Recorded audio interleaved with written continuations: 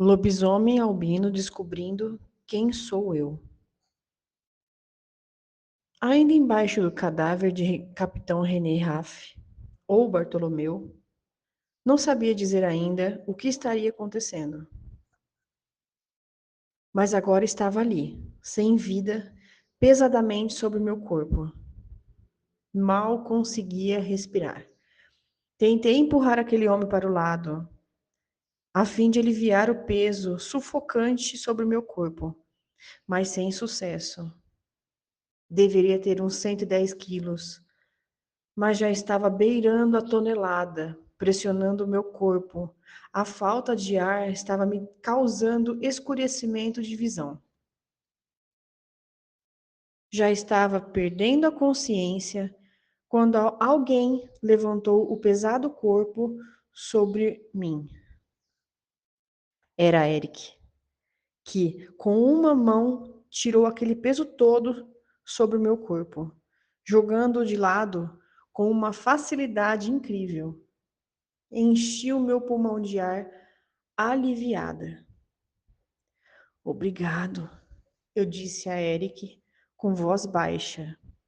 Você está bem? Perguntou ele preocupado. Sim, eu estou viva. E eu estava mesmo. Essa era a frase da minha vida. Eu estava viva. Eu estou viva. Venha, deixa te ajudar a levantar. Eric me pegou pela mão, ajudando assim a sair daquele chão gelado, em um único puxão. Já de pé, consegui ver com clareza a atual situação da igreja. Estava cheia de lupinos, de vários grupos, de alguns clãs. Estavam mesmo prontos para a guerra. E a batalha foi vencida, mas ainda tínhamos um grande caminho até a Descobre ser extinta ou virar nossa parceira. Contadora, coloca esse recado conforme eu escrevo. Descobre é um órgão que começou no Vaticano, onde faziam exorcismos. Achavam que os lobisomens são seres cujo corpo humano é invadido pelo demônio. E nem sempre é isso que acontece. Só alguns pactuados. Agora continue a resposta, voltando à atual situação. Ninguém havia se machucado na igreja. Nenhum tiro foi desferido. Nenhuma briga. Nenhum soco foi dado. A batalha toda foi ganha por uma facada. Ah, ok. Algumas facadas, não só uma. Diremos 3 ou 4. Mas quem está contando, né? O que me chamou a atenção foi o sangue do capitão René, ou Bartolomeu, não estava no chão. O sangue esvaiu na roupa dele, apenas na roupa dele e na minha. Eu estava ensopada de sangue humano, que não era meu. Eric, leve Honda para sua casa e cuide dela o mais rápido possível, disse Júlio, em voz baixa, mas autoritária. Sim, pai. Eric me levou até o carro e seguimos até o Rancho Trent, até a casa em que eu estava. Minhas roupas foram cortadas e incineradas, e eu colocada na banheira, até o sangue já coagulado desprender da minha pele. Logo após, estava no chuveiro para terminar a limpeza. Por que tudo isso? Era só sangue. Shhh. Não era só sangue. É sangue de hospedeiro. E o que você quer dizer, Eric? Enquanto enxugava meus cabelos com uma toalha, ele explicava. Bartolomeu é um espírito trevoso que foi invocado há alguns anos por uma bruxa. Ele estava no corpo do capitão René, alguém a quem ele devia. Então Bartolomeu veio buscar o acerto de contas, dominando o corpo de René. Você está me dizendo que Bartolomeu é um demônio? Eric confirmou com a cabeça e tentou brincar comigo, dizendo: Não tem ido muito à igreja, né, mocinha? Eu sorri. Claro que eu não ia na igreja. Trabalhava todos os dias, queria minha carreira antes de pensar em. Na verdade, não pensava em mais nada. E eu tinha conseguido a minha carreira do jeito que eu queria. Como detetive, foram 3 casos que assumi e 3 casos resolvidos, com a ajuda dos lupinos, mas ainda assim resolvidos. Mas Eric estava certo. A religião faz parte da cultura humana e eu preciso ter essa cultura como regra. Não somos ninguém sem Deus em nossas vidas. Precisava repensar nesse assunto. Você é católico, Eric? Perguntei quase sem pensar. Ele assentiu e continuou o movimento de secar meus cabelos. Sim, dentro do catolicismo exigem regras, tanto quanto nós lupinos. Eu assenti com a cabeça. Tinha muito que aprender sobre as regras lupinas. Depois de seca e vestida, Eric me trouxe um caldo de feijão que caiu muito bem no meu estômago até então vazio. Assim que terminei a caneca de caldo, fiquei com sono. Eram 2 horas da manhã passadas. Fui até a cama, me aninhei nos braços de Eric e adormeci. Me vi correndo em um campo gramado. Tinha um lobisomem correndo atrás de mim, quase me alcançando. Sentia muito cheiro de enxofre da proximidade do lobisomem. Por mais que corria, mais próximo ele chegava. Estava sem forças quando caí no chão e senti o lobisomem sobre mim, rasgando a minha barriga com suas unhas. Acordei com a camisa ensopada de suor. Pelo movimento brusco que fiz, Eric acordou junto de mim. O que houve, Rhonda? Perguntou Eric, assustado. Você está bem? Eu sonhei que era a caça de um canis. Ah, amor, era só um sonho, disse Eric, virando de lado e dormindo de novo. Já era alto o sol no céu. Fui até o banheiro fazer minha higiene. Precisava de ir até o departamento de polícia. Quando tirei o pijama para vestir a roupa de trabalho, vi a minha barriga com 4 arranhões tipo garra. Paralisei em frente ao espelho. Toquei o arranhão e ardeu. O que houve? Era Eric, na porta do banheiro, vendo as marcas da minha barriga pelo reflexo do espelho. Ele pegou o celular, chamou sua mãe e sua irmã. Elas chegaram rápido. Mostrei a elas os arranhões, explicando sobre o sonho e a realidade da minha barriga. Gabriela disse: Precisamos visitar novamente o Padre Saulo. Ele saberá como nos ajudar. Mas agora? Os 3 se entreolharam. Nenhum deles havia me contado nada, além de Bartolomeu veio pegar seu lado da dívida. Rhonda, sei que nos conhecemos há pouco tempo, mas isso é questionável, disse Gabriela, olhando para Eric, que sorriu. Porém, precisamos que acredite em nós. O que aconteceu essa noite tem nada a ver com você, porém tem tudo a ver com você. Já se perguntou quem são os seus pais? O meu pai é John e Megan Branch. Sim, mas eu digo seus pais de verdade, disse Gabriela. Como aquela mulher ali sabia que eu era adotada? Como policial, eu havia retirado essa informação do sistema para não ser usada contra mim. Então, mesmo que alguém procurasse por mim dentro do sistema, não saberia que eu sou adotada. Para mim, os meus pais de verdade eram John e Megan Branch. E pronto. Rhonda, Não temos tempo para maiores explicações. O que houve ontem está diretamente ligado a você. Preciso que acredite em nós. Respirei fundo.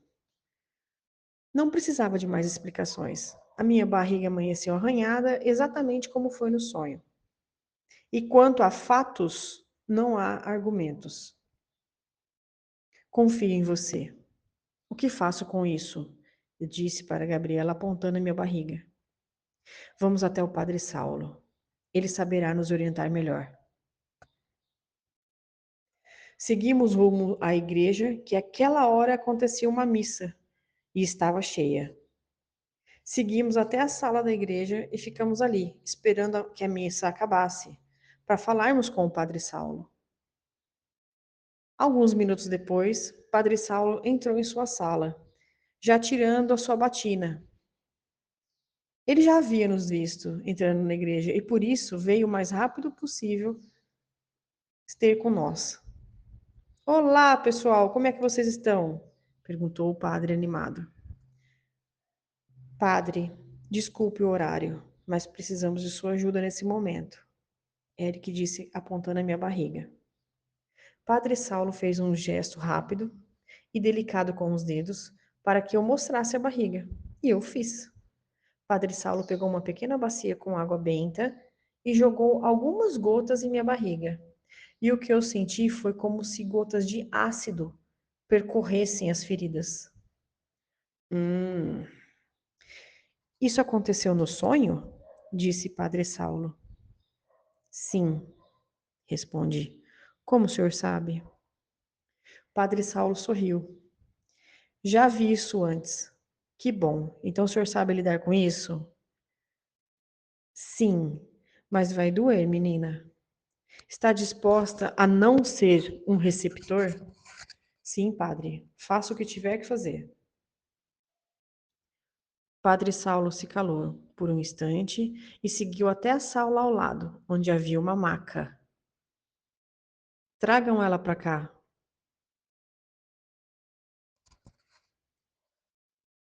E, por favor, amarrem os pés e as mãos dela. Como?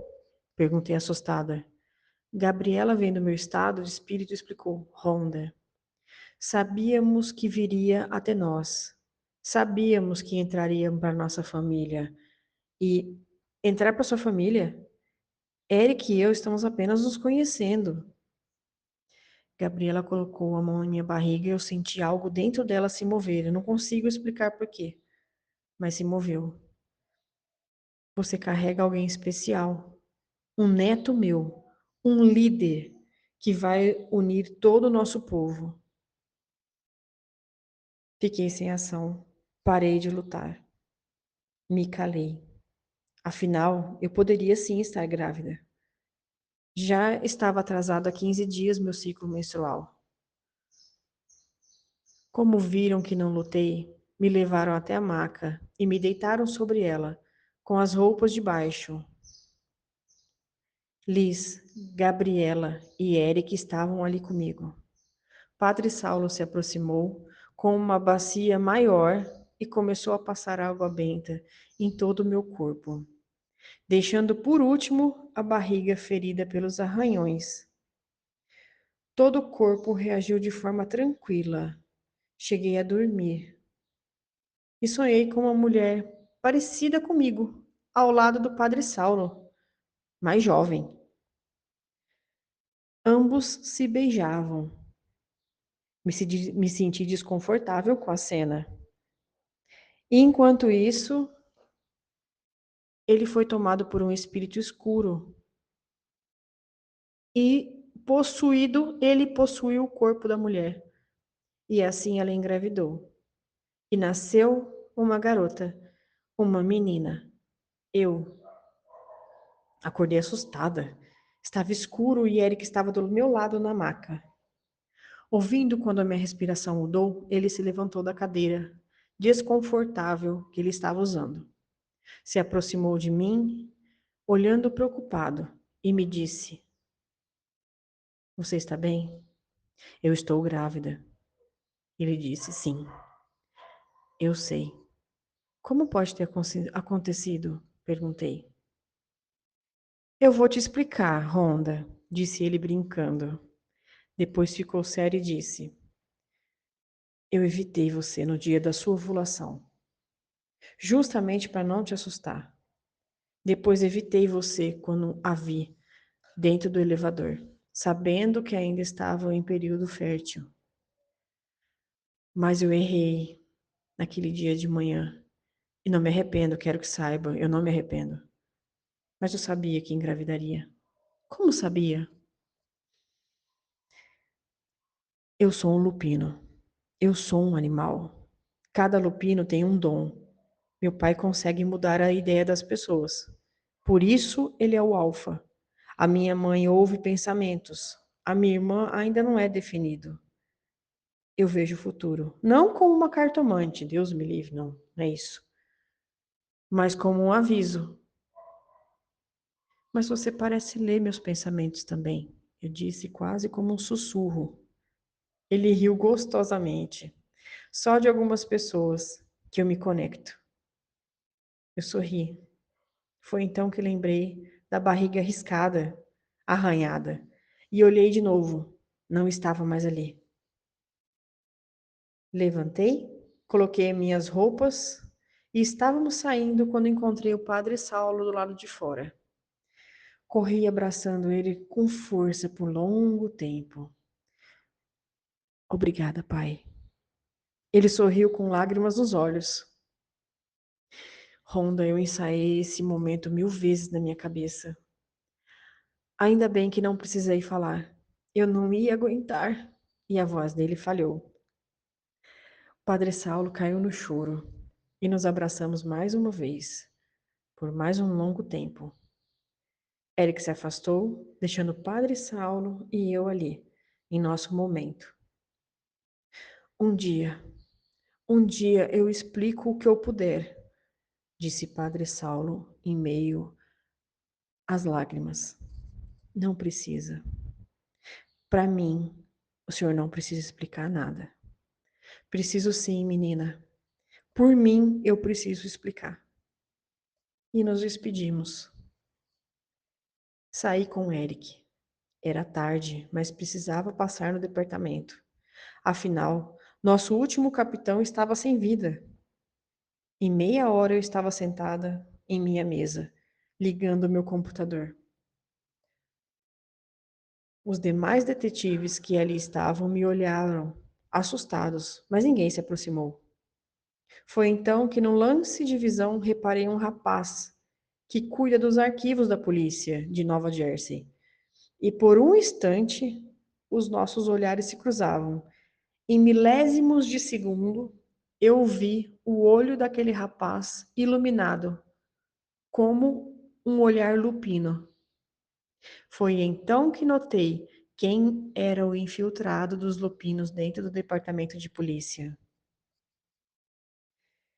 Em um ano trabalhando no departamento, não havia notado esse rapaz.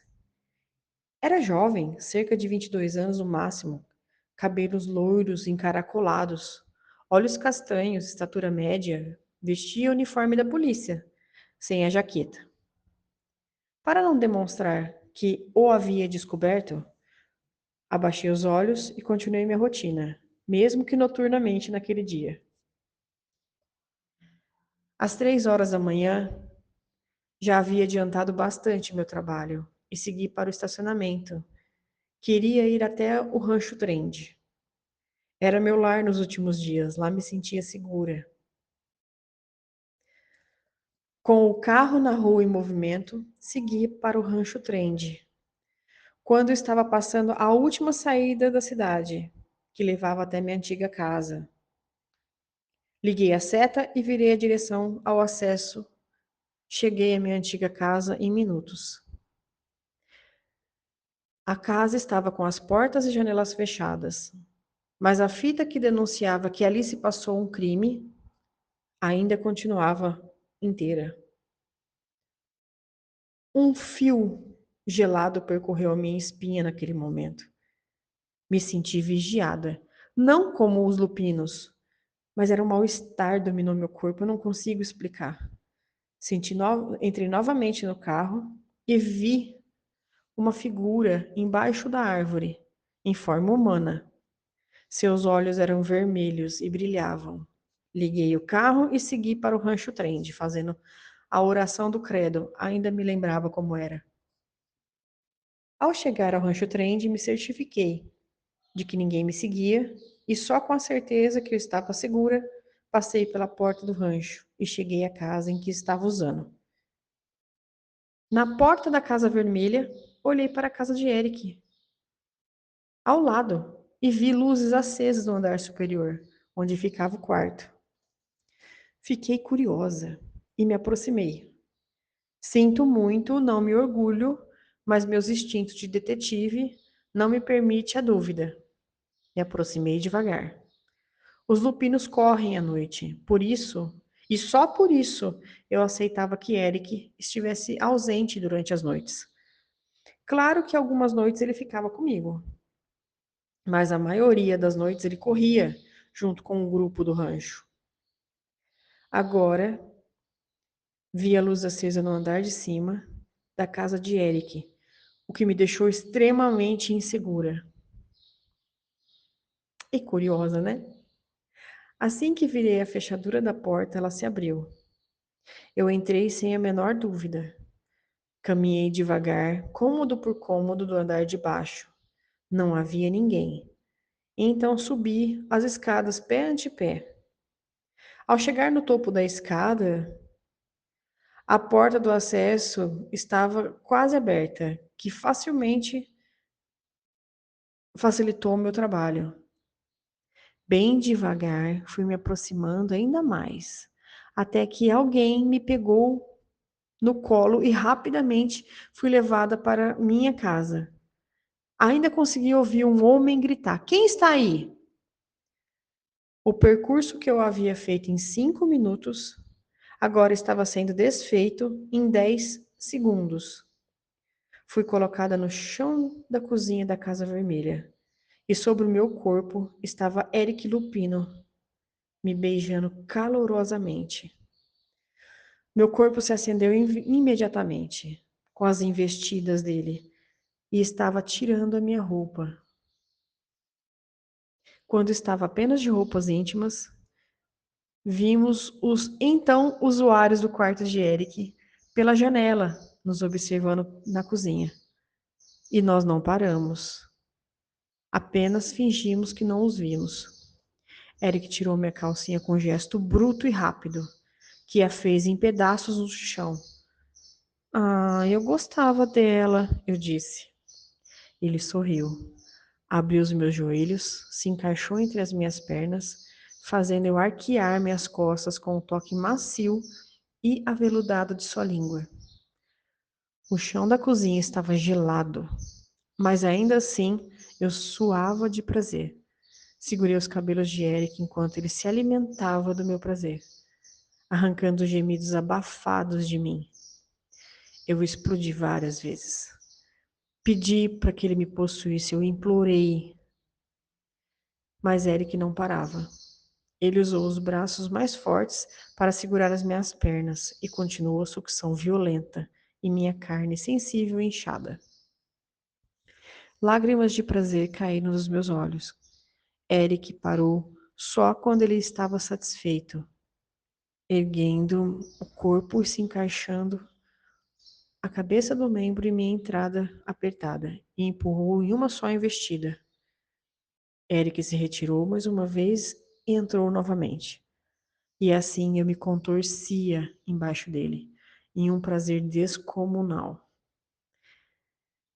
Eric me olhava sombriamente enquanto eu explodia e ele explodia dentro de mim. Quando terminamos, no chão da cozinha, dei um leve tapinha no ombro de Eric. Achei que era você no seu quarto. Por isso eu fui lá e ele sorriu. Porque eu teria alguém na casa ao lado da sua. Mas que porra de declaração é essa, Eric? Ele sorriu ainda mais. Não sabia que era ciumenta. Não se trata de ciúme.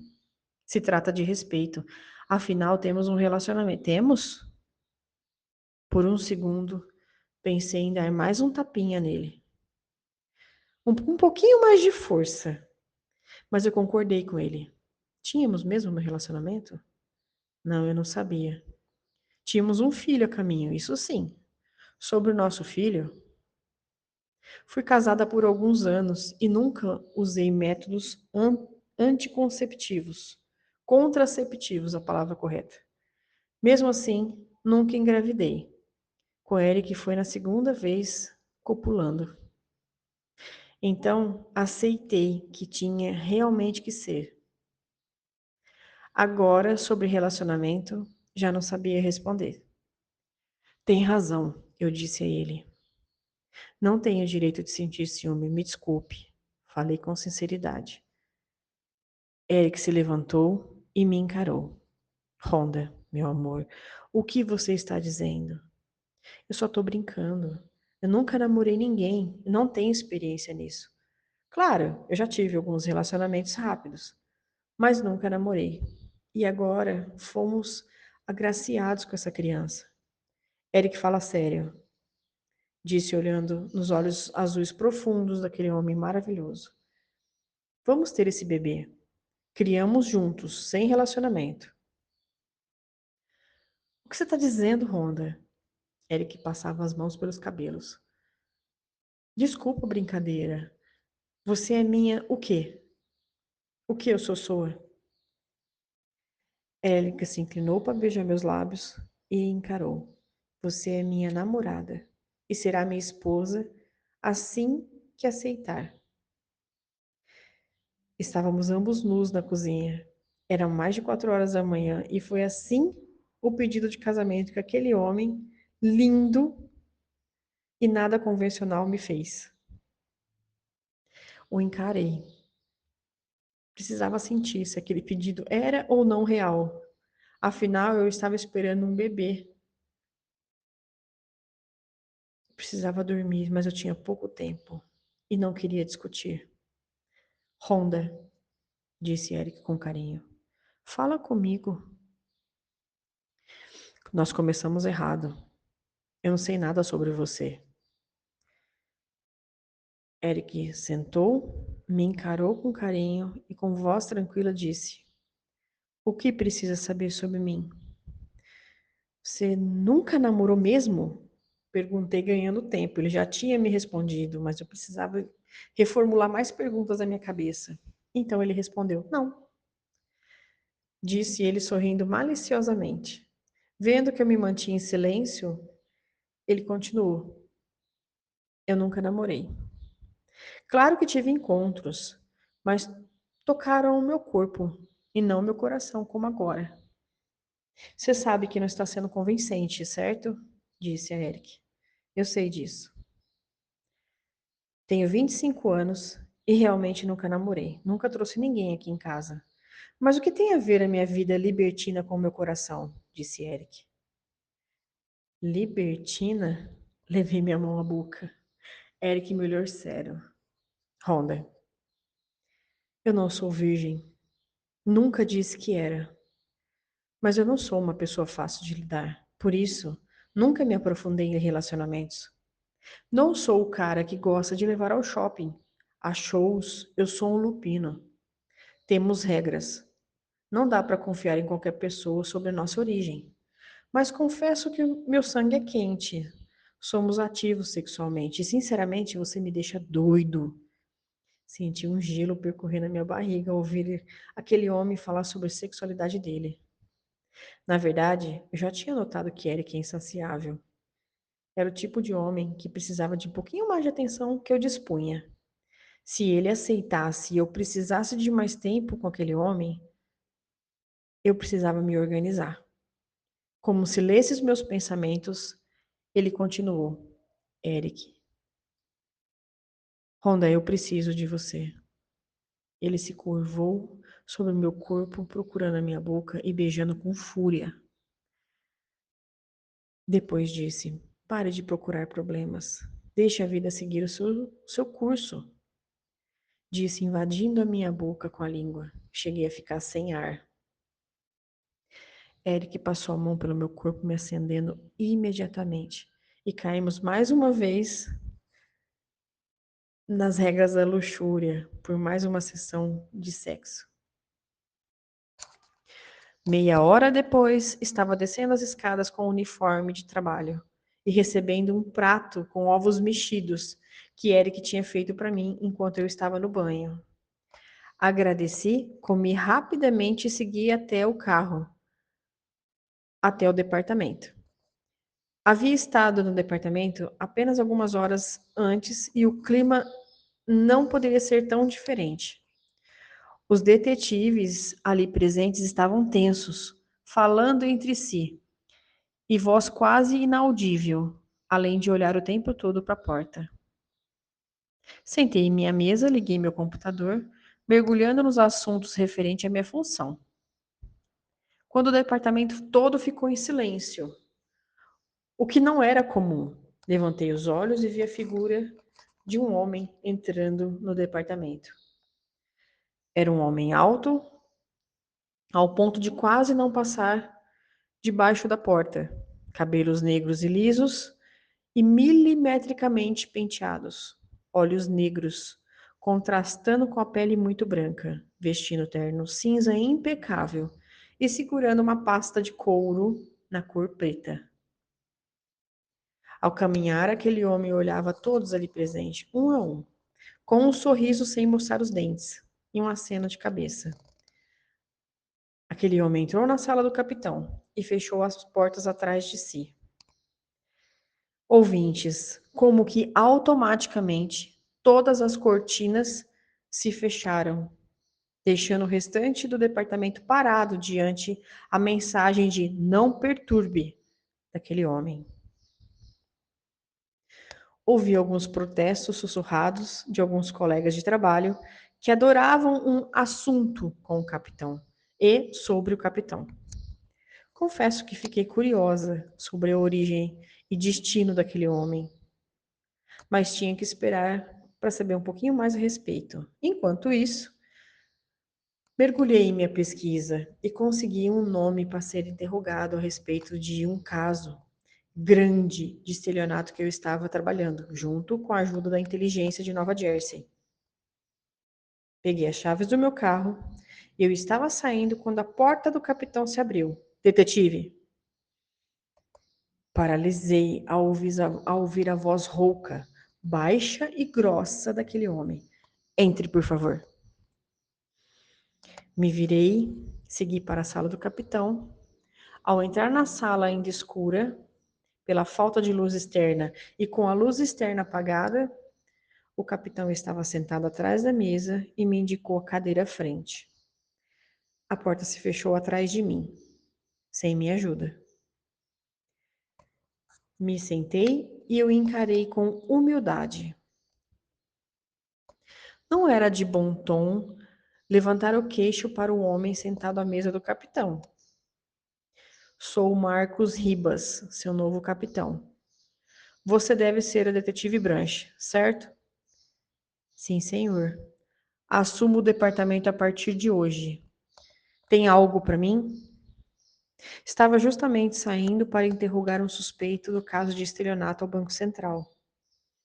O capitão Ribas juntou as mãos sobre a mesa, mexendo os dedos enquanto pensava silencioso.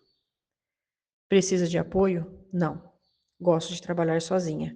Já havia falado com o capitão Mondego, que rendo mais trabalhando sozinha. Não preciso de um parceiro. Não tenho hora para trabalhar, não faço horário correto, tenho o meu horário certo e resolve seus casos, eu sei. Estudei sobre você, disse capitão Ribas, fazendo eu erguer uma sobrancelha.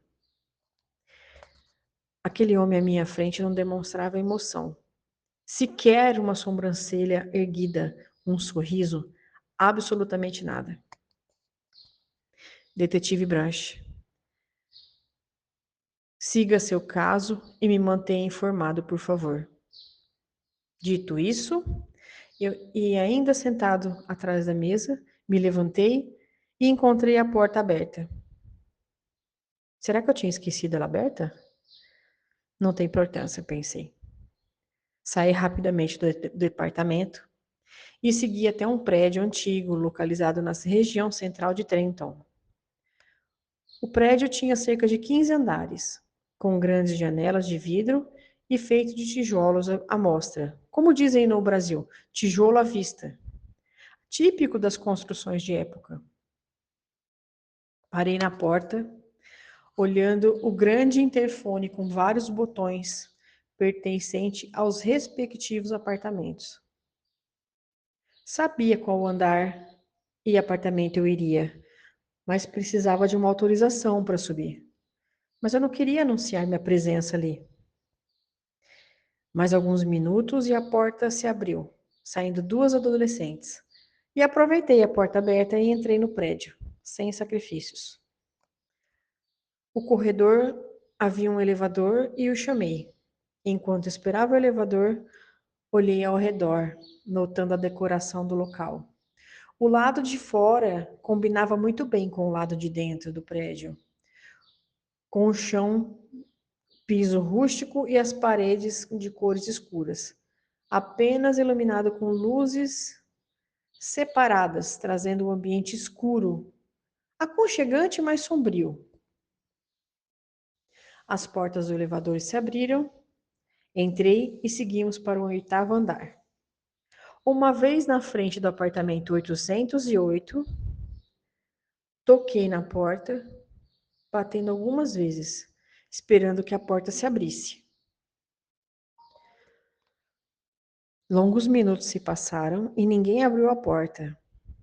Ouvi passos do lado de dentro do apartamento. Foi quando decidi seguir o protocolo.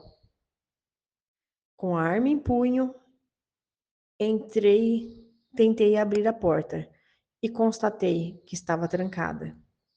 Me afastei alguns passos, peguei impulso até a porta e, com a ajuda do meu pé, abri a porta. Ah, ok. Abrir não é a palavra, mas o que importa é que consegui entrar no apartamento, que mais parecia a inteligência de um quartel-general. O que parecia ser uma sala estava com cerca de 10 monitores, todos ligados. Alguns com câmera, outros com tabelas e gráficos.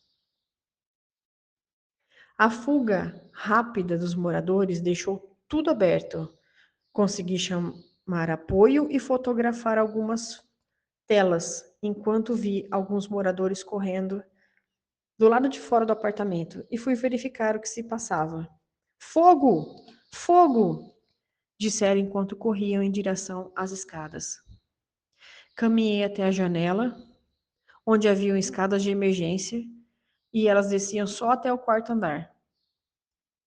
O fogo começou no 2º andar e estava crescendo, subindo pavorosamente.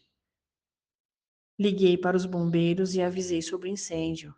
Ajudei algumas pessoas a saírem do prédio pelas escadas e tinha que ser rápido, pois o fogo já estava dominando o andar.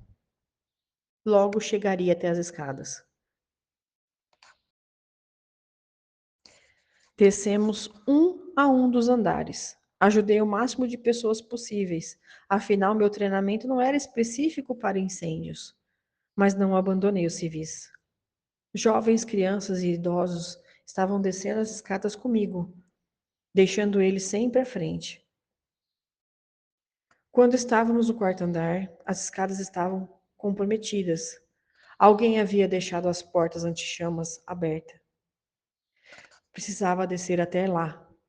Segui até o 5º andar, até achar um hidrante e usei ele para esfriar as escadas e consegui fechar a porta anti-chamas. Feito isso, passamos dezenas de pessoas até o 2º andar. Descemos até o 1º, onde uma senhora já estava cansada e não conseguia mais descer. Eu não conseguia levá-la em colo.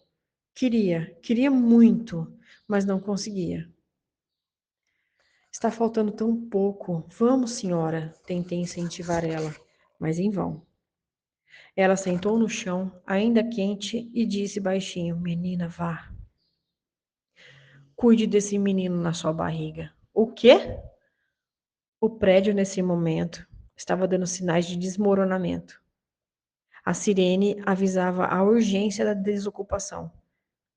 E braços fortes me seguraram pela barriga, me levando rapidamente para o lado de fora do prédio. Pela rapidez, eu caí sentada no chão, do lado de fora, sozinha. Olhei ao redor procurando o que ou quem havia me salvado. Na verdade, eu não vi quem ou o que me puxou. Levanta, moça, venha para cá. A segurança está depois do cordão. Foi quando eu reparei que estava sozinha no chão, sentada, não tinha ninguém do meu lado. As pessoas estavam atrás do cordão de proteção dos bombeiros. Assim que entrei atrás das cordas, o prédio tremeu. E corremos dali o mais rápido possível. Para minha sorte, o carro estava próximo ao cordão. Entrei no carro e segui para um local mais seguro. Quando meu celular tocou. Honda! Era Eric. Sim, eu estou bem. Nós vimos você na televisão. Você se machucou? Não, como eu te disse, realmente estou bem. Vem para cá, estamos preocupados. Preciso ir até o departamento. Eu vou em seguida. E desliguei o telefone. Ainda estava pensando o que ou quem me puxou para o lado de fora do prédio. Precisava agradecer meu salvador ou salvadora. Minutos depois cheguei ao departamento, encontrando os mesmos detetives que antes estavam tensos, agora estavam falantes, até demais. E o aquário ainda estava fechado, inclusive suas cortinas. Me aproximei do detetive Cal Angus, um dos mais antigos e mais velhos também, e mais carrancudos. Cal, o que está vendo? Ele se virou sorrindo, o que me fez dar um passo para trás. Porque nunca acontecia isso, ele estava sempre de cara fechada. O normal do Cal era estar de cara fechada. O capitão Marcos falou que tudo vai ficar bem. E Cal riu além do normal. Mas que porra é essa que está acontecendo? Eu pensei. A porta do aquário se abriu e o detetive Cal saiu. E a porta se fechou novamente. Mais uma vez a porta se abriu e o detetive Carlyle saiu, sorrindo como os outros. Me mantive aparentemente calma, mas eu estava incomodada com aquela situação toda. Quando ia me sentar em minha cadeira, ouvi meu nome. Detetive Branch. Ai, um arrepio percorreu minha espinha. E segui para onde me chamavam. Me deparei com o capitão Marcos na porta. Venha até aqui, por favor. Respirei fundo, resignada, e segui até o capitão. Mais uma vez. Sentei na cadeira a qual ele me indicava. Branch, você está bem? Sim, capitão. Eu tive um acidente. Branch, você não pode colocar sua vida em risco. Como? Minhas sobrancelhas se fecharam em volta do olho. Ele estava ali para contar o que eu descobri, o que eu passei. Mas parece que ele sabia. Nem sempre conseguimos acudir você, Branch. Precisa ter mais cuidado, disse ele, como um pai falando para a filha de 10 anos. Fiquei confusa com aquela chamada de atenção, mas eu assenti com a cabeça. E saí da sala do capitão. Assim que a porta fechou atrás de mim, fixei no chão. Dentro da sala só havia o capitão Marcos e eu. Apesar de pouco iluminada, eu não vi ninguém mais ali. Ninguém estava dentro da sala, além de nós dois. Mas a porta se abriu, eu entrei e o capitão já estava sentado atrás da mesa dele. Quando me sentei, a porta se fechou. E assim que levantei, a porta se abriu, fechando logo em seguida que eu passei. Mais uma certeza. A porta abria e fechava-se em mãos humanas. Meus pensamentos foram interrompidos com uma voz grave. Finalmente alguém percebeu os detalhes. Atendi esse bando de idiotas aqui e ninguém sequer notou isso. Olhei para a porta aberta e encontrei o capitão Marcos com as mãos nas costas, me olhando sombriamente. E um clique de dedos, as cortinas se levantaram para uma nova decoração na sala do capitão. A mesa antes era de escritório comum, agora estava uma mesa de grossas madeiras de lei, delicadamente esculpidas de forma arredondada. A cadeira havia sentado mais cedo era igual material. Enquanto os outros detetives sorriam, atordoados, com promessas vazias, eu estava mais uma vez na sala do capitão, agora por conta própria. O que está vendo? Perguntei, sem parecer arrogante. O mundo está repleto de segredos, detetive. Até algum tempo atrás, você não sabia das existências de seres de nossa sociedade. Eu sabia que ele estava falando, mas não omiti som algum, ou qualquer sinal que eu pudesse comprometer o meu Eric. Então ele continuou. Existem mais seres do que pensa. Cada lugar aqui na Terra tem seu guardião. Eu sou o guardião deste departamento, deste prédio. Eu tenho a missão de preparar você para assumir o meu lugar. Como guardião, como capitã. Paralisei ouvindo as palavras dele. Sabia que eu não seria capitã. Eu precisava de mais tempo para isso. Na verdade, eu nem almejava o cargo. Imersa em meus pensamentos, fui despertada pelo capitão. Por que não pensa em ser capitã? Qual o problema de aceitar a vaga? Competência e vontade você já tem. Capitão, espere. Me explique melhor sobre ser guardião do prédio. A porta se fechou mais uma vez, as cortinas se fecharam e uma luz em forma de bola acendeu em cima da mesa do capitão.